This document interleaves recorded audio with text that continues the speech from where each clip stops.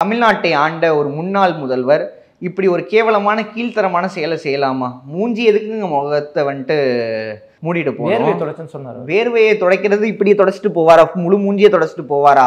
அந்த car move ஆகிற ஒரு 10 செகண்டும் வந்து மூஞ்சில இப்படியே மூடிட்டு போறாரு.